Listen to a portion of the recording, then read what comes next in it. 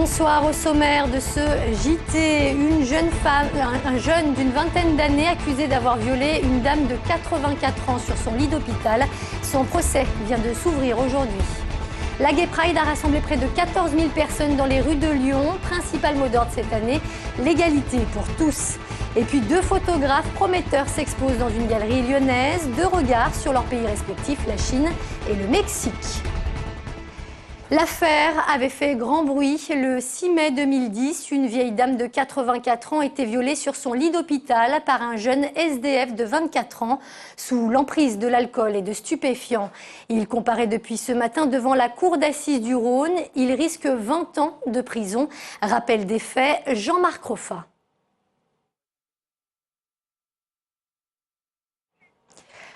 En politique, cette fois c'est officiel, Jean-Luc Mélenchon sera bien le candidat du Front de gauche. Les militants communistes l'ont désigné à une très large majorité, 59,12% ce week-end. C'est la première fois depuis plus de 40 ans que le PC n'est pas représenté par une personne issue de ses rangs. À noter toutefois que dans le Rhône, c'est André Chassaigne, le candidat communiste, qui arrive en tête des voix. De quoi satisfaire André Gerin, farouche opposant à la candidature de Mélenchon.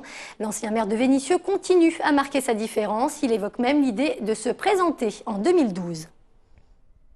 J'ai décidé que je ne mènerai pas la campagne de Mélenchon. J'ai décidé que je ne voterai pas pour lui.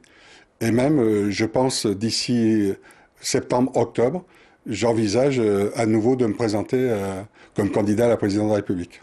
Je ne me fais pas à l'idée qu'il n'y ait pas un candidat du Parti communiste au présidentiel. Je vous en parlais en ce début de journal. L'affaire avait fait grand bruit le 6 mai 2010. Une vieille dame de 84 ans a été violée sur son lit d'hôpital. Le jeune SDF de 24 ans comparaît depuis ce matin, un sujet qui apparemment n'est pas dans nos magnétos. On en reviendra plus tard dans notre journal. Sacré bouchon en centre-ville ce samedi. Les motards de toute la région ont manifesté dans les rues de Lyon à l'appel de 15 associations. Ils étaient près de 7000 au total. Ils protestent contre le durcissement de la politique en matière de sécurité routière et dénoncent notamment la suppression des panneaux avertissant les radars. Ce front montre clairement un ras-le-bol généralisé de l'ensemble de la population, de cette ultra-répression et de cette politique sans aucun sens réel pour notre sécurité. La répression, on n'est pas forcément contre, il en faut, là, toujours des gens qui ne comprennent pas la sensibilisation, la prévention, mais cette partie-là est ultra minoritaire. Aujourd'hui, l'ensemble des usagers de la route sont criminalisés et catalogués comme des délinquants en puissance. Autre manifestation toujours en centre-ville, mais plus festive celle-là. La Gay Pride a réuni cette année à Lyon près de 14 000 personnes, soit 2 000 de plus que l'année dernière. Au cœur des revendications, la reconnaissance du mariage homosexuel, un sujet qui pourrait devenir un enjeu lors de la prochaine campagne présidentielle. Dans le cortège, David Segal. Nous lançons cet appel pour une égalité immédiate des droits et nous lançons un avertissement à tous les candidats à l'élection présidentielle puis aux élections législatives. Cette année, la Gay Pride était donc plus politique que jamais. Le slogan choisi d'ailleurs pour cette marche des fiertés est loin d'être anodin.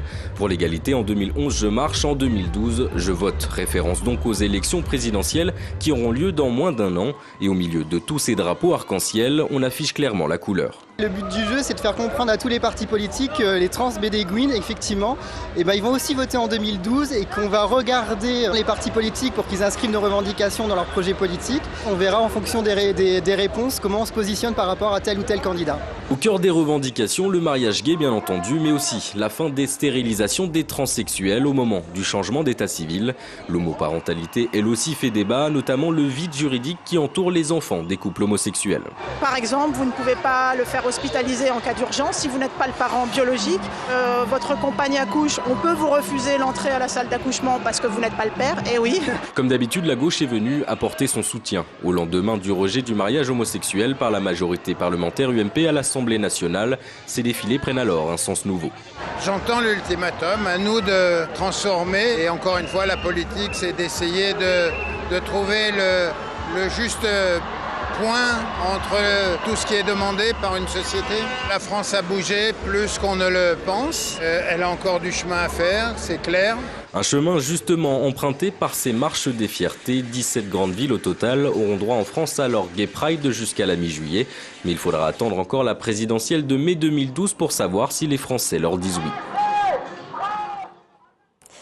Cette fois, le reportage est prêt. Découvrons donc cette affaire qui avait fait grand bruit en mai 2010. Une vieille dame agressée par un SDF de 24 ans, alors sous l'emprise de l'alcool et de stupéfiants. Il comparaît depuis ce matin devant la cour d'assises du Rhône. Rappel des faits, Jean-Marc Roffa. Dès l'ouverture de son procès, Julien Bonnet reconnaît qu'il peut avoir des pulsions sexuelles sous l'effet de l'alcool. Mais il dit « Je vais mieux depuis que je ne bois plus en prison ». Sa défense va devoir s'appuyer sur son enfance difficile, avec un père très violent, une mère dépressive et des placements successifs en famille d'accueil ou en foyer. La difficulté de Julien Bonnet, c'est qu'il est le résultat d'abord de l'abandon de ses parents, deuxièmement de l'inadéquation d'un système de protection à l'enfance qui n'a jamais su en réalité prendre en charge sa fragilité. Les faits reprochés à Julien Bonnet remontent au 6 mai 2010. Très tôt le matin, il échappe à la vigilance du personnel médical, ici dans le pavillon N de l'hôpital Édouard Herriot. Le personnel avait pour habitude de lui prêter un brancard et une couverture pour passer la nuit. Sous l'effet du cannabis et de l'alcool, il va violer une octogénaire souffrant d'Alzheimer. Bien au-delà du procès, se pose la question de la responsabilité hospitalière, la question de la confiance qui a été accordée par la famille à l'institution hospitalière qui a été gravement défaillante, qui a trahi cette confiance et qui a laissé la personne qui lui a été confiée être victime d'une agression criminelle. Au bout de 2 jours d'audience, Julien Bonnet encourt jusqu'à 20 ans de réclusion criminelle. Le verdict est attendu ce mardi en fin d'après-midi. Aujourd'hui, c'est la journée mondiale des réfugiés. Comme chaque année, une marche des parapluies était organisée place Saint-Jean.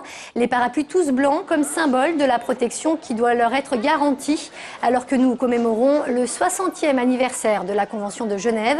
Objectif de cette marche, sensibiliser le grand public sur les problématiques persécutions dont sont victimes les demandeurs d'asile. On organise cette marche pour rappeler cette évidence que l'actualité vient de nous rappeler. Il faut protéger les réfugiés, c'est-à-dire il faut protéger ces personnes qui ont dû fuir leur pays à cause de la guerre, à cause de conflits, et qui ont dû fuir pour ne pas mourir ou pour ne pas être persécutés. Je suis réfugiée statutaire et moi j'ai vu partager avec tous, avec mes amis, la joie d'être là, accueillie par la France. Un mot de culture pour finir et cette exposition qui se tient actuellement à la galerie Le Réverbère dans le 1er arrondissement. Il s'agit d'un regard croisé de 2 jeunes photographes, l'un chinois, l'autre mexicaine. Chacun a décidé de livrer sa vision de son pays entre mélancolie et travail documentaire. Reportage de Benoît d'Autriche et d'Émilie Deschamps. Ils sont 2, ils ont 30 ans et ils photographient leur pays, tout simplement. La Mexicaine Alinka Echeverria et le Chinois Xiao Zheng exposent à Lyon jusqu'au 23 juillet. De culture, de vision, pour un mélange détonnant. La force de cette exposition, c'est son contraste, je pense, entre 2 artistes avec 2 cultures très différentes l'une de l'autre. L'un avec un traitement de photos avec des images couleurs très douces, abaissées, pas violentes, et l'une avec des couleurs très kitsch, très baroques et qui va bien à l'histoire de son pays. Au Mexique, Alinka Echeverria a suivi les pèlerins de Tepeyac qui transportent sur leur dos la représentation de la Vierge vers la basilique Guadalupe. Le résultat, une série de portraits détourés et aux couleurs flashy.